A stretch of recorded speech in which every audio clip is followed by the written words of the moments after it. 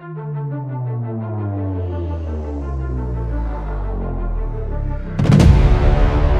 VMTV vai estar à conversa com os cabeças de lista pelo Círculo Eleitoral de Braga com assento parlamentar na Assembleia da República. As ideias e as sugestões que cada partido tem para a região do Minho e para o país. As eleições legislativas 2024 são aqui, na VMTV, Verde Minho Televisão.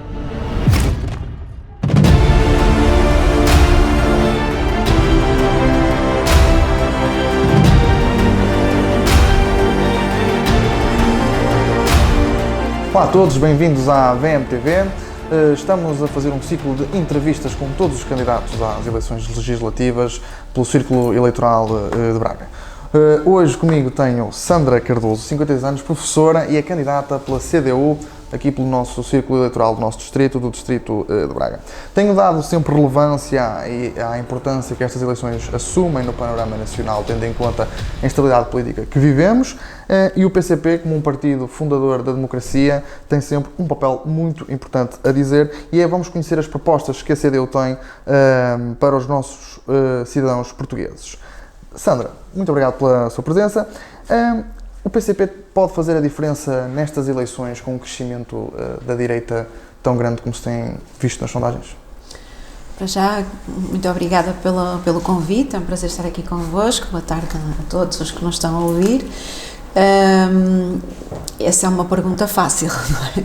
Eu acho que no momento instável e realmente onde as políticas de direita estão a predominar, o PCP e a CDU, neste momento, ligada com o Partido Ecologista dos Verdes, fazem uma falta muito, aliás, eu diria uma falta gritante na Assembleia da República. E isso tem-se visto, não é? Tem-se visto, aliás, nos contactos que temos feito aí com as populações, também aqui em Vieira do Minho, em Barcelos, em Famalicão, em todos os, já fui a todos os 14 concelhos aqui do distrito, e em todos ouvimos esta opinião, de que podem até nem estar de acordo connosco em tudo, em todas as questões, mas de facto reconhecem-nos esse mérito de sermos uma força que tem que estar presente com significado, não é? Portanto, não queria repetir a palavra força, mas é uma força com força na Assembleia da República, porque desde que perdemos deputados, de facto tem sido mais difícil aprovar propostas que têm ido de qualquer forma. Nós temos apresentado propostas para aumentar os salários, para baixar, por exemplo, os preços, regular os preços dos bens de consumo básicos. Vamos ter a oportunidade de falar sobre esse tema mais à frente. E de facto não temos força para os fazer aprovar, não é?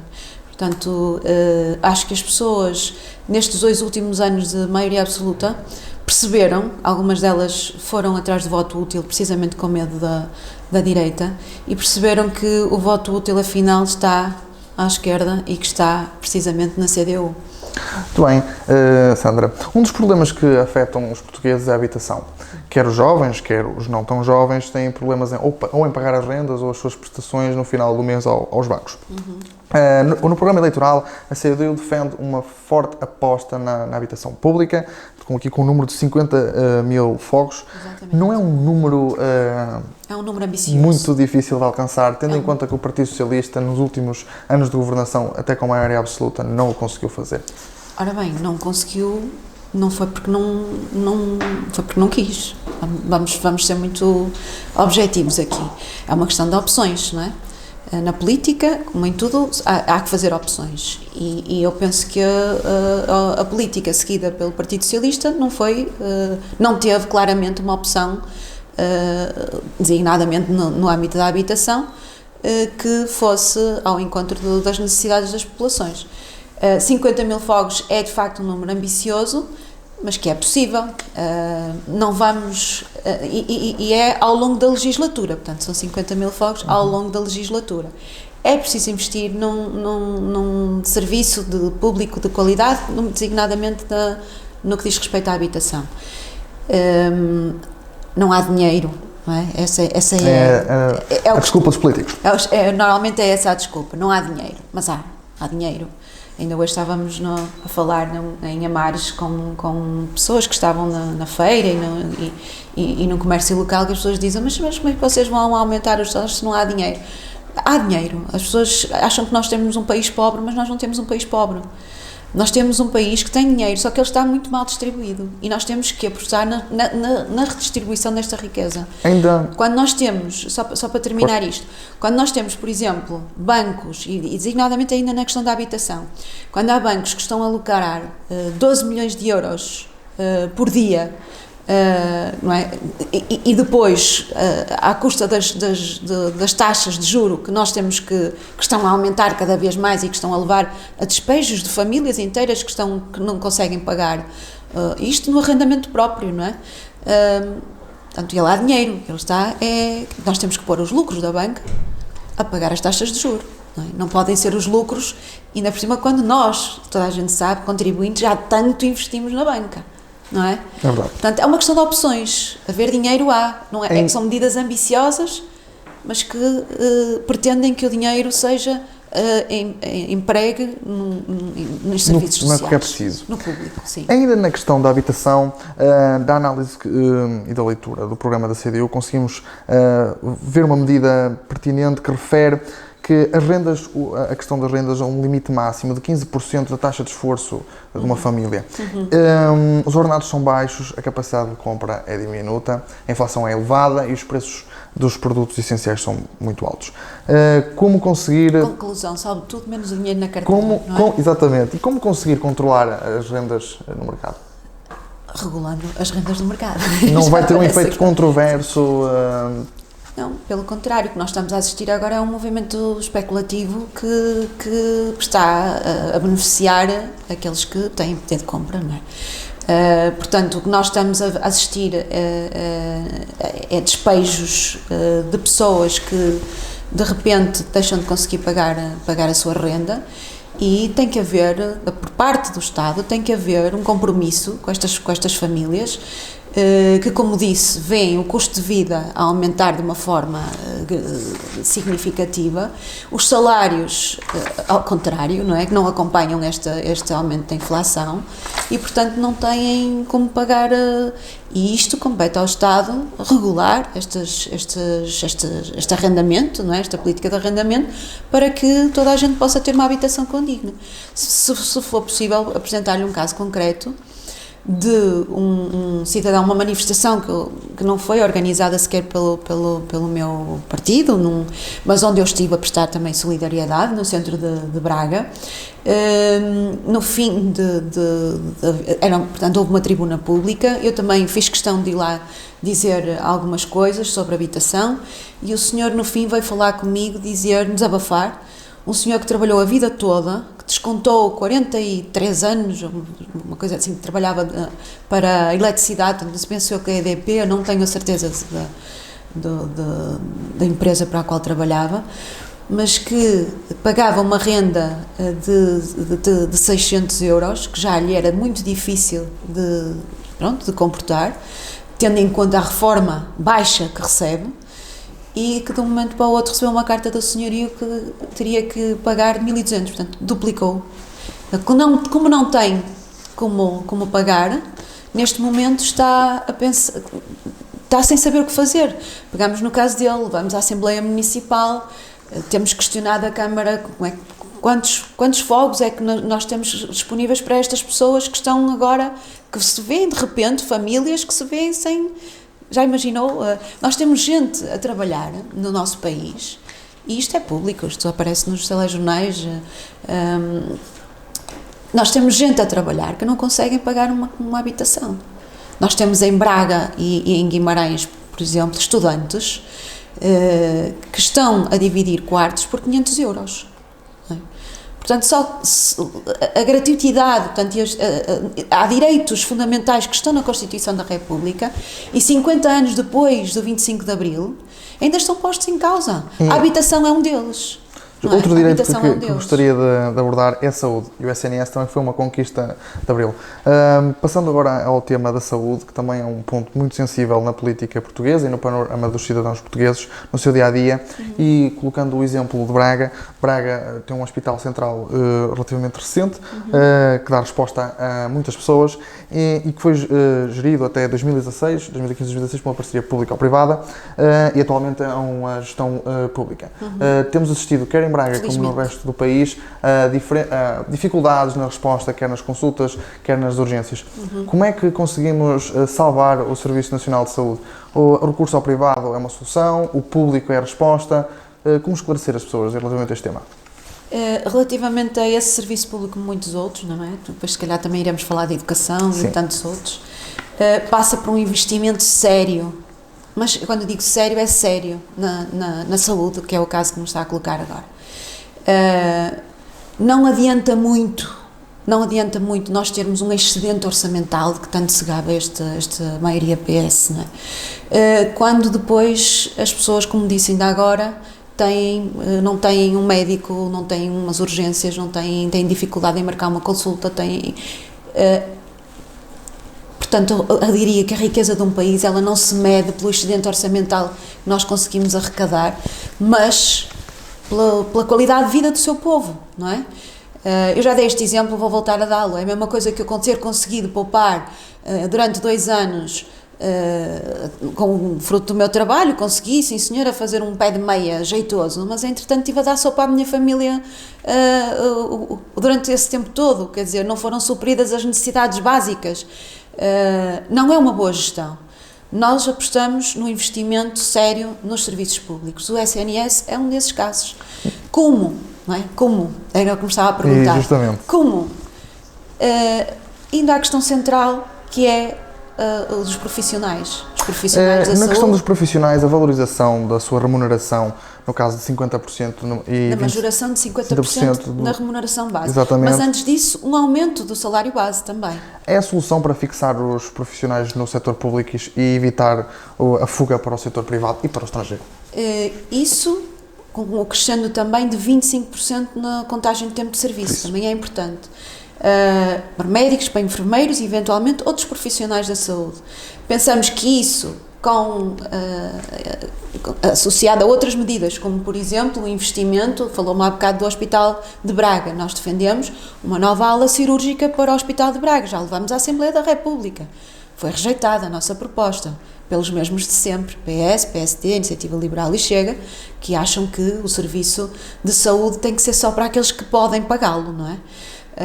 Isso dos cheques, os cheques de saúde, assim como os cheques de ensino e outras coisas, vão privilegiar de facto alguns grupos económicos que estão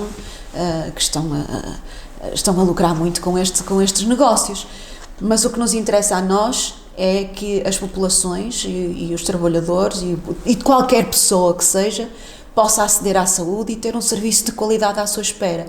E isso passa por ter bons profissionais e esses profissionais terem motivação para estar a trabalhar no serviço público de saúde, como já vimos que neste momento têm horários sobrelotados, têm poucas condições para ir para zonas mais carenciadas. Por exemplo, nós também defendemos que deve haver um subsídio de alojamento para as pessoas que querem, que possam e que estejam interessadas em ir para essas zonas que têm mais carência de profissionais.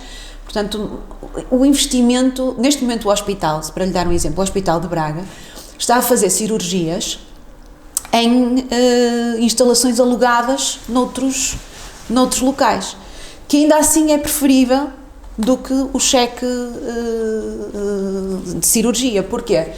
Porque permite ao utente continuar com o seu médico, ser acompanhado com o seu médico, não há instalações no hospital para fazer a cirurgia, aluga-se fora e mesmo assim isto ainda sai mais barato ao erário público.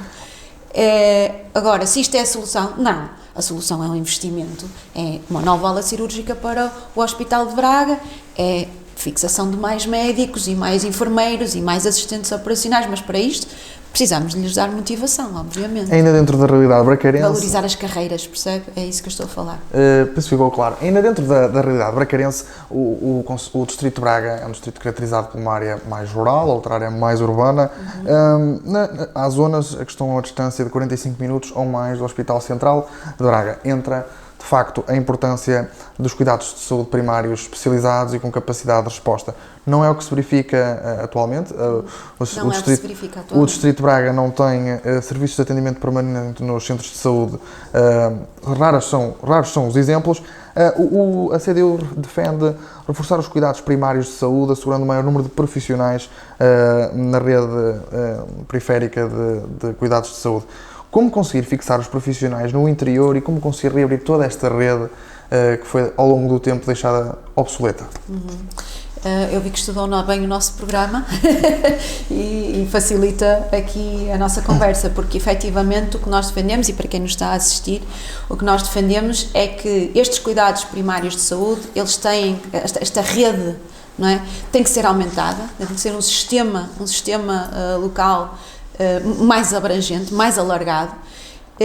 Esse serviço esta rede chamemos-lhe de atendimentos permanentes ou uma rede de urgências de 24 horas, mas sem para casos de situações de doença ou acidentados ou coisas menos graves que não necessitem de uma intervenção hospitalar propriamente dita, poderá fazer toda a diferença na proximidade com o cidadão, que pode ir a poucos quilómetros de casa ter ali uma solução para resolver o seu problema, que não necessita precisamente de uma intervenção hospitalar, e liberta, por outro lado, os hospitais para responderem a situações mais gravosas que, infelizmente, sabemos que existem e têm que dar resposta, não é? E tudo isto de uma forma articulada. Nós defendemos também, que se viu no nosso programa, não é? Portanto, centros de saúde, unidades de atendimento permanente, centros hospitalares, tudo isto de uma forma articulada e estruturada. Eu queria fechar o tema da saúde e conversar um pouco sobre o ponto de vista económico da CDU e as propostas que a CDU tem neste âmbito. E destaco desde já o estímulo ao aumento dos salários, com um aumento de 15%, nunca inferior a 150 euros. Salário médio. Exatamente, bem como um salário mínimo de 1.000 euros já no ano 2024.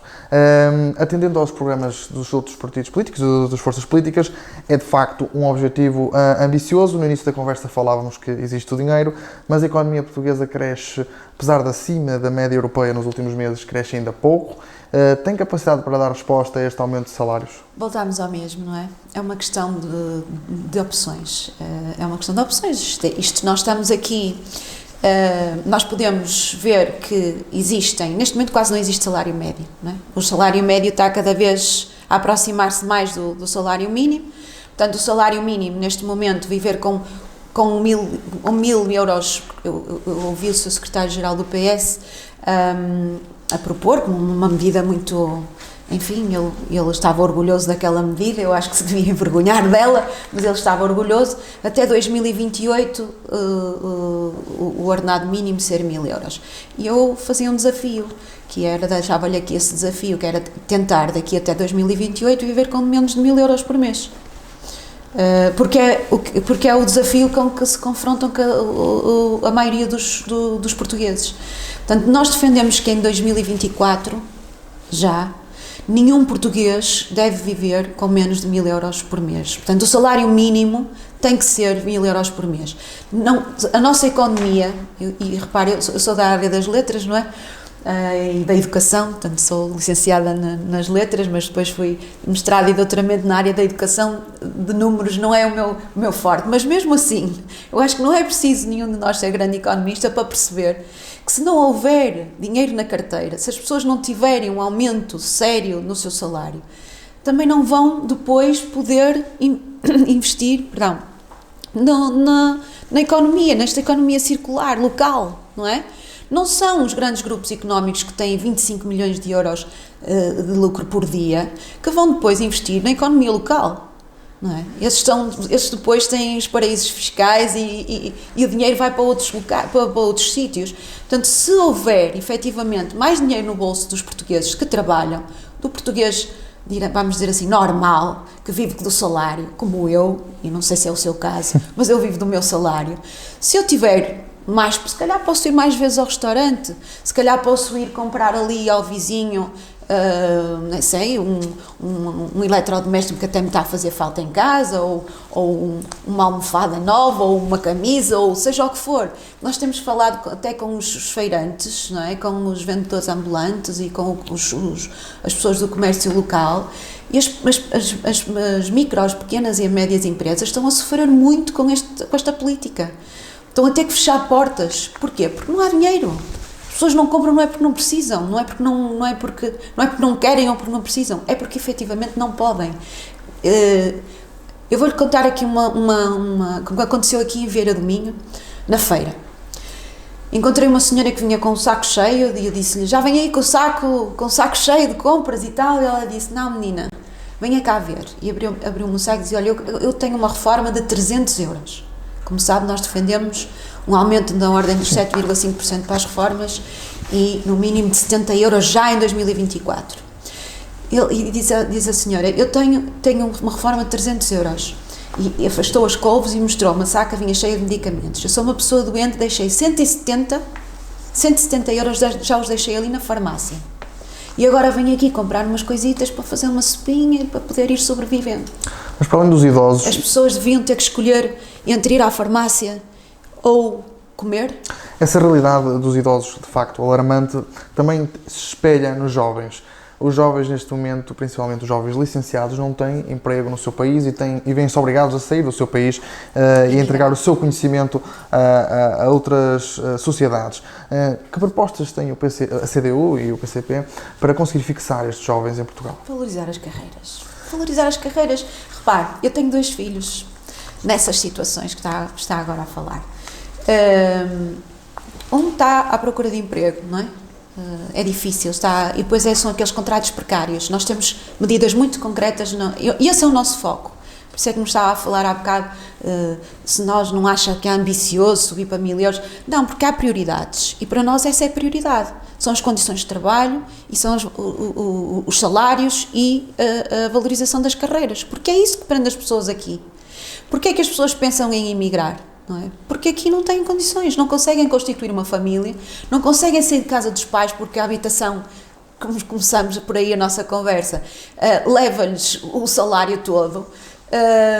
Quando têm salário, não é?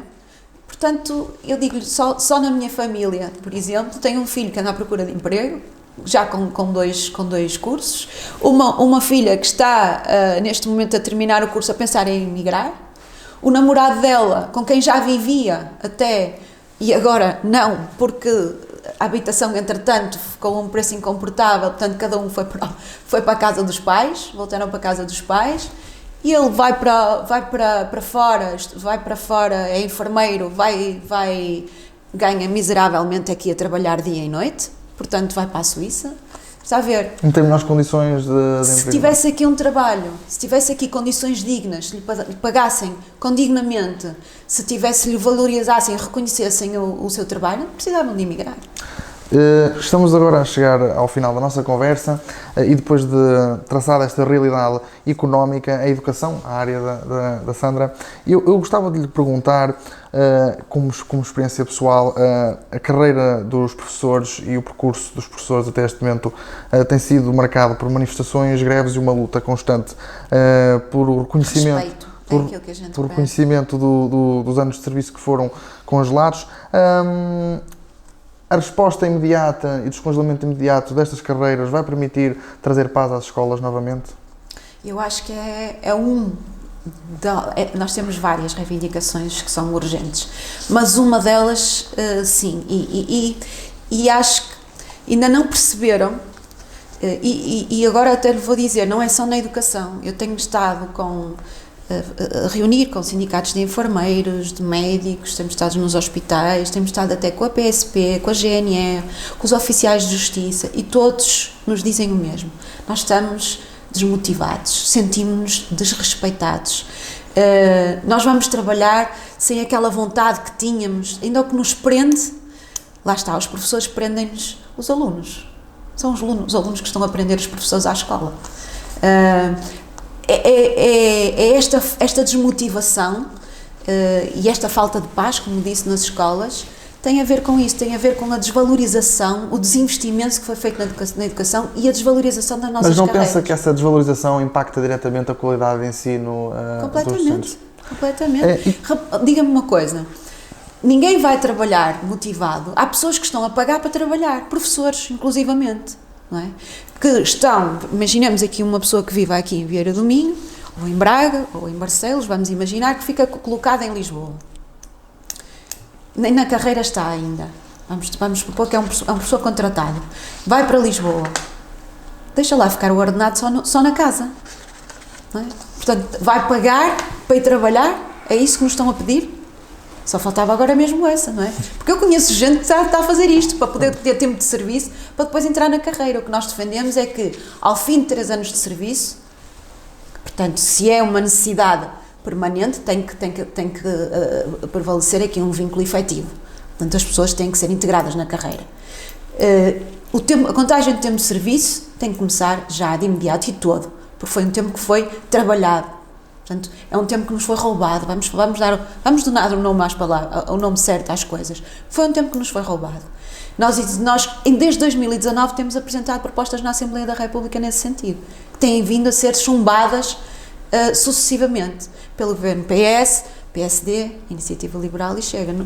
Agora, em tempo vésperas de eleições, já toda a gente está a tentar ponderar se vai ou não recuperar o tempo de serviço, mas propostas concretas na Assembleia da República já que mostra esta vontade nossa desde há muito tempo, desde 2019, nós já as temos. Na altura propunhamos um faseamento de 6 anos, neste momento já estamos com mais pressa, achamos que o desrespeito já é completo e, portanto, a partir de 2024 e nos próximos 2 anos letivos isto tem que estar sanado. Isso, as cotas, por exemplo, o desempenho da avaliação docente, tudo medidas economicistas que estão a prejudicar muito a paz, como falou e bem, a paz nas escolas e a motivação dos professores para trabalhar e fazer um bom trabalho. Estamos com mesmo isso ganhamos todos. A ficar sem tempo, mas queria ainda falar um pouco sobre as assimetrias que existem do litoral e do interior. Como candidata por Braga, reconhece essa necessidade de aproximar o interior do litoral e ter um país unido de um extremo ao outro. Desde a mobilidade à regionalização, são essas as respostas de uma forma muito breve? Exatamente, são dois, foi direto ao ponto, mobilidade e regionalização. Não sei quanto tempo tenho, já tenho 3 minutos, mas eu se calhar consigo dizer em 3 minutos. Nós sempre defendemos aqui que esta região, a região de Braga, do distrito, não é? É uma região muito rica, é uma região com grandes potencialidades. Nós temos que fechar a malha do quadrilátero urbano, estamos a falar aqui Famalicão, Barcelos, Braga, Guimarães e depois a fazer as pontes para os outros concelhos, exatamente, que ficam mais no meio rural, como a ferrovia, no nosso entender, e não é só no nosso entender, por exemplo, a ligação Guimarães-Braga, ou Braga-Guimarães, como quisermos, já veio um estudo da Ordem dos Engenheiros defender que é mais viável do que o BRT ou o Metrobus ou o que querem, portanto, o plano ferroviário previsto para aqui, para esta zona, não é um plano ferroviário, é um plano rodoviário. E que tem a assinatura, não nos vamos esquecer, de Pedro Nuno Santos enquanto ministro na altura. Portanto, a mobilidade e o passo intermodal que nós defendemos, pelo menos aqui nesta região, é igual àquilo que se faz na área metropolitana de Lisboa e do Porto. E no que toca à regionalização? Iria aumentar a qualidade de vida destas pessoas. A regionalização tem que ser uma coisa a sério, bem feita, não é esta descentralização que nós estamos a ver agora, esta delegação de competências nos municípios, que só tem agravados problemas, porque não vêm competências, mas não vem acompanhada do devido envelope financeiro e dos recursos que são necessários. Portanto, assim, é fácil fazer omeletes sem ovos, quer dizer, eu acho que é impossível. Penso que ficou claro. Gostava de fazer uma pergunta para terminar, que é no dia 11 de março, como é que se vê a candidata eleita por Braga, o PCP com um grupo parlamentar reforçado? Quais são as perspectivas para o resultado destas eleições? Eu estou muito otimista. Pelo que eu tenho ouvido, acho que as pessoas, acho que já lhe disse isso, as pessoas estão muito focadas em que é preciso reforçar a CDU, porque nós tendo mais, o nosso lema é esse, mais CDU para uma vida melhor. Portanto, nós temos mais deputados na Assembleia da República, podemos defender melhor os direitos e os interesses dos trabalhadores, em particular aqui nesta região nós elegemos 19 deputados, não estamos a eleger um primeiro-ministro, nem estamos a eleger um governo, nós estamos a eleger 230 deputados. Nesta região, elegemos 19. Neste momento são todos PS, PSD, Iniciativa Liberal e Chega. E neste momento não há nesta região uma voz que defenda o distrito. Porque todos estes deputados que lá estão defendem coisas aqui, nomeadamente aqui nas Assembleias Municipais, e depois vão para Lisboa e votam contrariamente. Sandra. Portanto, é uma coisa que me comprometo aqui, é defender em Lisboa aquilo que prometo aqui em Braga. Muito obrigado pela oportunidade que nos deu de dar a conhecer ao programa da CDU. A todos que nos acompanham, agradecemos a atenção que dedicaram ao nosso programa. Continuem-nos a acompanhar neste ciclo de entrevistas aos candidatos às eleições legislativas 2024.